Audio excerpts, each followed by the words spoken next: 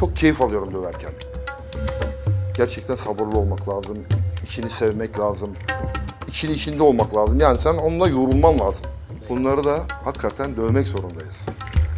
Hoşuma gidiyor. Yani onu şekil verirken bile herkes keyif alır. Herkes keyif alır.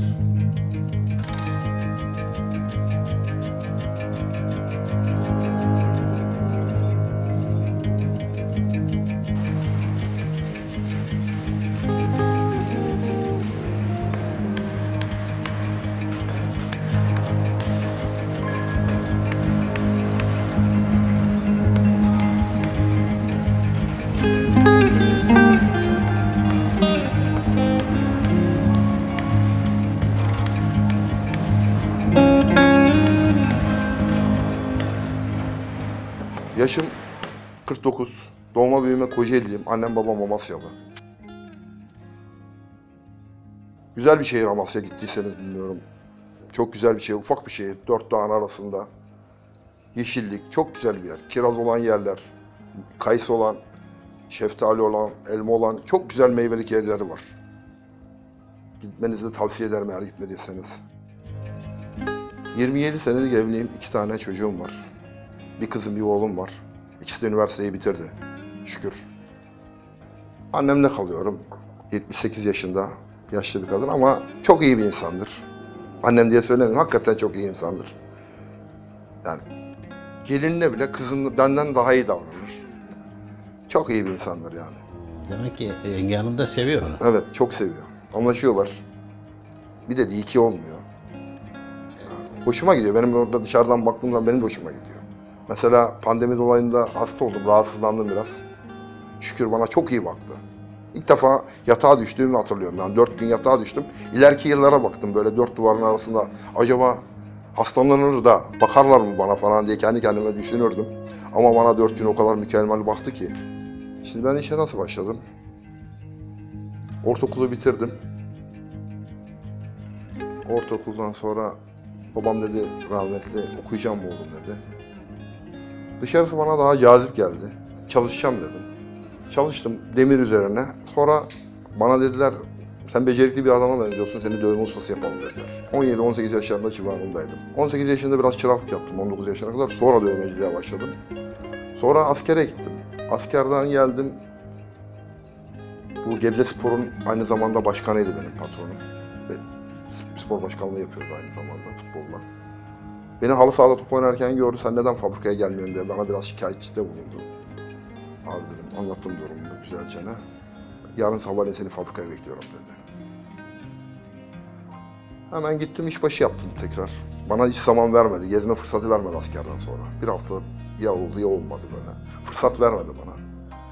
Tekrar başladık işimize, döndük. Seviyorum işimi, mesleğimi de seviyorum. Dövme işini de çok seviyorum. Hoşuma gidiyor yani onu şekil verirken bile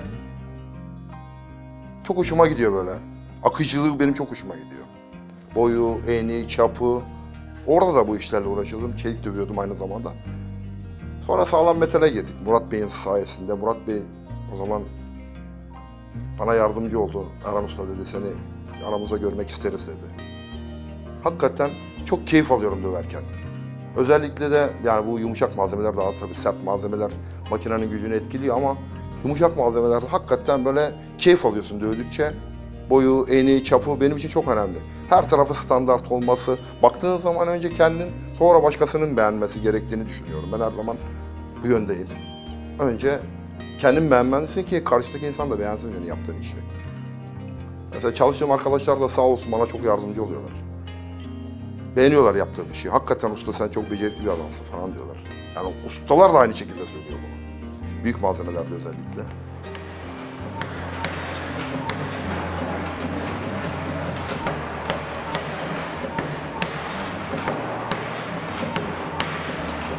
Sabahleyin saat 6.30'da kalkarım.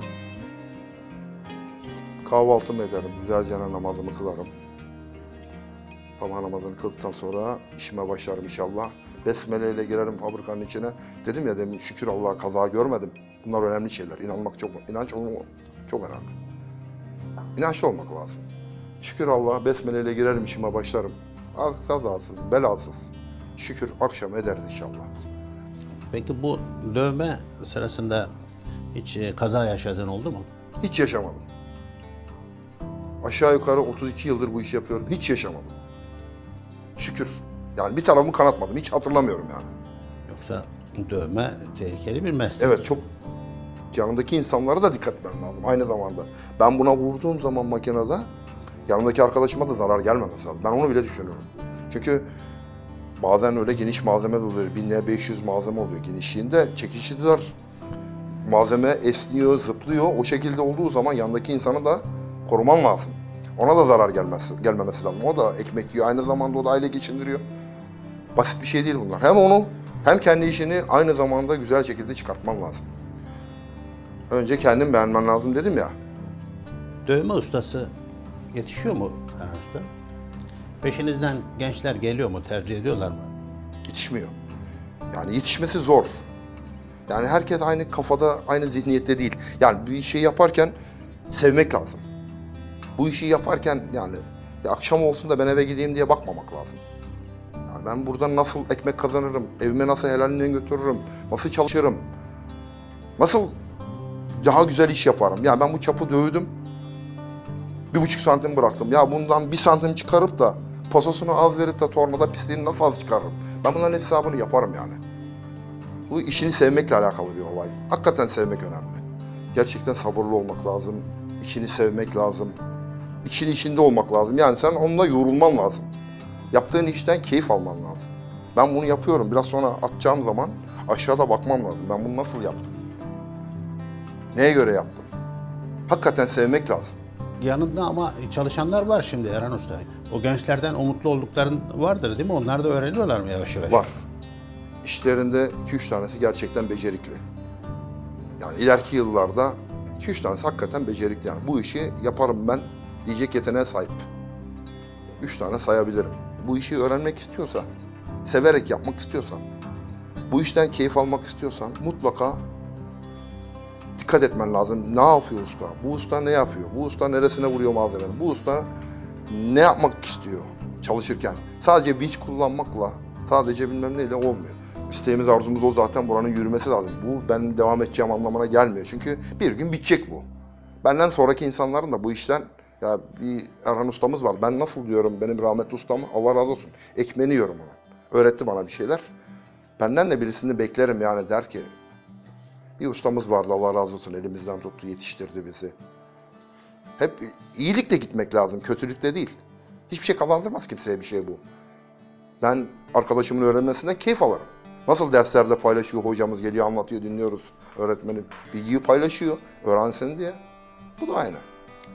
Usta yetiştirecek ki yanındaki arkadaşın da yetişsin, ekmeğini yesin, o da Allah razı olsun kelimesi çok önemli. Benim için çok önemli. Yaptığımız işi yukarı çıkıyoruz, tekrar kontrol ediyoruz. Acaba doğru dövmüş müyüz diye. Frezeci kurtarmış mı malzemeyi diye ben mesela gider bakarım. Tornacı malzemeyi kurtarmış mı diye gider bakarım. Niye? Ya bunu ben dövdüm. Burada güzel çıktı. Yukarıda çatlak çıktı mı? Biz müşteriye nasıl veriyoruz? Bu imkanları sağlamamız lazım. Yapmamız lazım. Çıkıp kontrol ediyorum. Aynı zamanda ben bir kontrol şefi falan değilim ama yaptığım işten keyif aldığım için gidiyorum kontrol ediyorum onu. Ne yapmışım ben diye. Devamını da merak ediyorsun. Evet, devamını da merak ediyorum. Finaline kadar merak ediyorum hatta. İlhan Bey'e de bu konuda soruyorum. İlhan Bey çatlak falan var mı diye, içinde, dışında, yüzeyinde. Erhan Usta diyor bazen oluyor ama bu bizden kaynaklı diyor bazılarına. Dövmeyle alakalı olmadığını söylüyor. Sonra düzeltiyoruz tabii. Tekrar dövdüğümüz zaman hakikaten cillop gibi çıkıyor. Gerçekten güzel çıkıyor. İşin zaten özü bu. Gönderilen ülkeleri de merak ediyor musun? Merak ediyorum. Hakikaten merak ediyorum ama birkaç tane biliyorum. Yani Fransa'ya, Almanya'ya falan gittiğini biliyorum. Ama tabii çoğunu bilmiyorum. Ama merak eder tabii ki insan, nereye gidiyor benim malzemem? Bu kadar emek verdik, uğraştık. Yurt içine de gidiyor, yurt içine de keyif alıyoruz ama yurt dışı bambaşka. Kendimizi, ülkemizi tanıtmamız açısından bambaşka. Seni en çok zorlayan şey dediğimizde ne geliyor aklına? Yazın cecenebe dövmek. Sert ve sıcak. Evet, çok sert ve sıcak. Zorluyor ama dedim ya, işini seversen kolaylaşıyor. İşi sevmezsen çatlatırsın, patlatırsın. Hakikaten güzel olmaz yani. Baktın soğuyor, tekrar ocağa atarsan daha yumuşak olur. Bunları da hakikaten dövmek zorundayız. Dünyanın öbür ucuna gidiyor. Güzelce malzemeni çıkartırsan tertemiz, şekliyle, şemaliyle, her şeyiyle. Bundan herkes keyif alır. Bunları yapıyoruz ki sertliği iyi çıksın, analizi iyi çıksın, her şeyle güzel olsun. Kendimi vermezsem ne iş güzel çıkar, ya ölçüleri düşer, ölçüler aşağı iner. Fire olur, hurda olur. Ama kendi işe verirsen her taraf aynı olur. Ölçüleri de aynı olur. İçindeki parçalar da kırılmaz. Soğutmayız. Bir an önce dövmen lazım onu, içindeki parçalar da kırılmasın diye. Hepsini yoğunlaştırmam lazım, sık sık olması lazım. Frezeye, tornaya gittiği zaman kim dövmüş bunu demesi lazım. Ben öyle düşünüyorum.